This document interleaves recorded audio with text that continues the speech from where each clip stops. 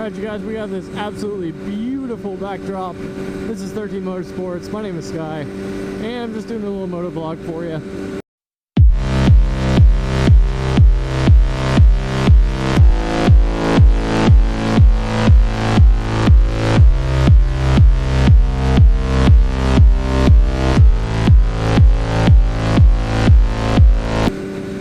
This time about the reasons why I decided to get into fabrication and building my own bikes. And I'd really like to make a clarification first off that I'm a fabricator as a hobby, okay? This is a spare time activity of mine. I am not a professional fabricator, and there is a difference. I mean, there's a real difference there. I always liken it to my actual job I have now as a mechanic. I was always into cars, I was always into doing my own thing with them and fixing them and modifying them, and I thought I was pretty good. Like, I thought I knew stuff about cars. The gap between when I became a professional is just, it was so much bigger than I expected. You know, now that I do it for a living, my knowledge base about cars is just tenfold, probably. And it surprises me that the gap was that big. So I'm sure it's much the same with being a fabricator. Were I to do this for a living, which by the way I would love to actually do this for a living, were I to do it for a living, I'm sure the knowledge gap would be huge again. But anyway, I just want to clear that up. So I'm just a hobbyist fabricator. But why did I get into it in the first place? Well, that's kind of a long story. But basically what it comes down to is I've always been a guy who I hate having something that everyone else can have. Like, that just bothers me. I like to get things or make something special in a way that no one else can have it. And that leads you into being a fabricator, because even when you can buy stuff off the shelves, even though like you're the only person in your town who maybe has that part or that bit on your bike, you know that somebody out there somewhere does have the same as you, and so something about that just like doesn't sit right with me. So I like fabricating my own stuff because it is a true one-off. And I also like fabricating stuff by hand, and I don't really take a ton of measurements as I go. Like, yeah, I like stuff to be even between side to side and that kind of thing, but overall, oh man, look at this little canyon I'm dropping into. This is awesome. Anyway, I don't really take a ton of measurements on it because I don't want to be able to build the same thing twice. That doesn't make any sense to me. I want things to be a true one-off. Even if I tried to build it again, there's a good chance it wouldn't turn out quite the same as before. Anyway, when I was younger, my dad, he was a ornamental iron welder. That was what he used to do. And so he knows how to stick weld, and he's actually really proficient at it. He does a lot of stainless steel stuff dealing with his boat and everything too. Check out that water tower. Anyway, he does a lot of work like that, and so when I was younger, he tried to teach me how to stick weld. And because I was young or whatever, I just didn't have the patience for it, and it didn't really, nothing I did actually turned out, oh, keep it on the road. Nothing I did really turned out that well, so I kind of gave up on it. And that was something that always bothered me, that I didn't stick with it. So when I got older, just like a little bit after I got married, I decided, you know what, I'm going to try to learn to weld, because that's something I've always wanted to redeem myself for. And so that's when I bought myself kind of a cheap Chinese TIG welder, right when they were first starting to come out. Look at those ones.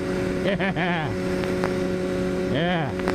Really the impetus behind me jumping into the bike builds themselves, motorcycle builds, they used to have this series on the Discovery Channel called Biker Build Off. Some of you might remember it. They had it on years ago. I actually have almost all of those episodes saved in my computer. But they were awesome. And it was American Chopper before American Chopper came out. They just focused on bike builders, and it would pit two rival bike builders together. Have some fun. Nope. There we go. That was terrible. That was the worst wheelie ever. Oh my gosh. You guys are gonna rip me for that one. Anyway, so the series is put on by this guy named Hugh the Chopper King. Hugh King. And this guy was the biggest poser you've ever seen in your entire life. He had this shortcut hair when the series first started, and then the series got popular, and as it went on, he grew his hair out long and pretended to ride motorcycles everywhere.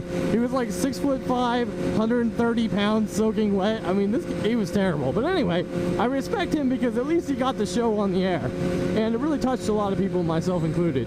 So basically, we would pit these builders against each other. They would have a certain amount of time to finish the bike. In the beginning, I think it was like a month. That's Canyon's cool. In the beginning, it was like a month or something like that where they had. Then eventually they cut it down to like 10 days, which who knows how realistic that is. Who's building a bike in 10 days? I don't know if it was actually 10 days or not. I kind of doubt it. But anyway, moving on. It was awesome because basically they like to try to pit like competing styles against each other, and that was pretty cool because you like to see different stuff, and then they would like get together and have a vote on it at the end of which bike they thought was the coolest at some fan event or something like that. But in the beginning, they really focused on the fabrication. You got to see what went behind a lot of that, and I watched these videos, and I'm sitting there thinking, you know what? That doesn't look like that crazy. Like, I think I could do that too. Oh man, this is so much fun. Yeah! Wow!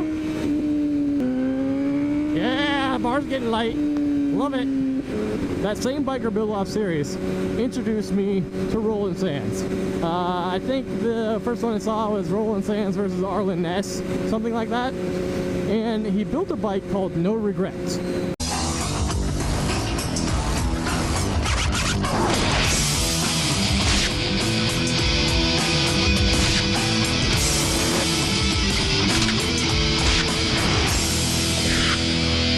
A lot of you bike guys have probably seen that bike at some point, and that bike was a breakthrough for me. Okay, that bike was awesome, and I hate to sound so much like a stinking fanboy about it, but it's true.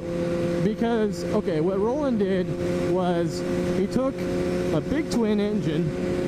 It was super beefed up. It was like 124 inch or some monster V-twin like that, and he put it in a sport bike frame. Well, a frame that he built himself, but he built it as a sport bike styled motorcycle. And to me, that blew my mind. I was like, what? You gotta be kidding me. A V-twin in a sport bike? Yeah! Like, that looks awesome.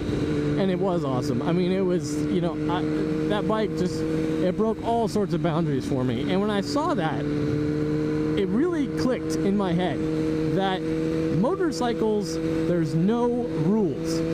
You are the builder, you build it how you want to. There's no limits on all this nonsense. You got these people telling you, oh, you can't build something like this, or you can't build something like that. And that stuff just irritates the heck out of me. It really does. Like, that's the point of being a fabricator, okay? You have no limits on yourself. Don't put limits on yourself, because if you do, you never know what's going to come out. And that's the thing that really frustrates me with some of these more, do what you're doing. I think it really frustrates me with some of these more period correct builds and all this kind of stuff. Like, I appreciate those builds, I do. I think there's some amazing builders out there that stick to very period correct builds, but you're putting such shackles on yourself. And you just don't know where your creativity could have taken you had you not put those shackles on yourself. And to me, that's what Roland Sands' bike was. It was saying, throw off the shackles, anything is fair game. And so that was really cool. That's when I decided I'm going to start building bikes for myself, and I'm going to start building them how I want to build them. To wrap up this whole story, a few years ago, about 3 years ago, I got a chance to drive down. I took a trip with my family down to San Diego, California for about a week or so.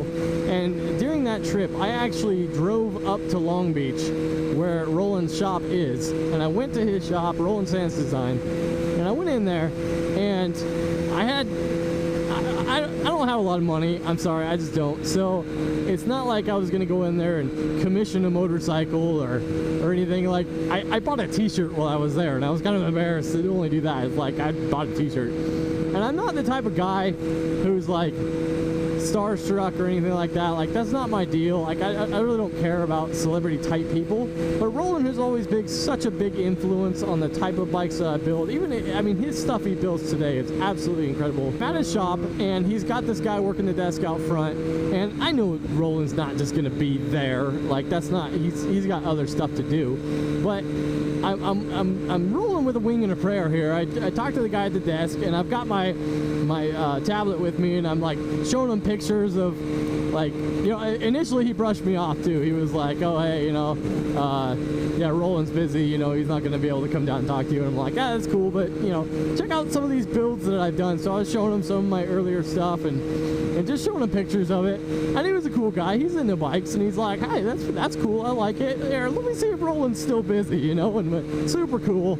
Talked to Roland, had him come down. I got to meet the guy, and we talked for a few minutes, and I tried to not to make too big of a nerd of myself while I'm talking to him. But you know, he had the no regrets bike there. It was in his shop, up in the window, and I got a chance to tell him how much that bike meant to me and how that was the reason I started building bikes. And that was special for me. It was. It was important to let him know that he had that kind of impact on my life, because it really did change a lot of my life. And you know, it sounds goofy, and if you're not into it and you're not about this sort of thing, it doesn't make much sense to you, but for me it does. And it was really special for me, and I'm glad I got that opportunity to talk to him.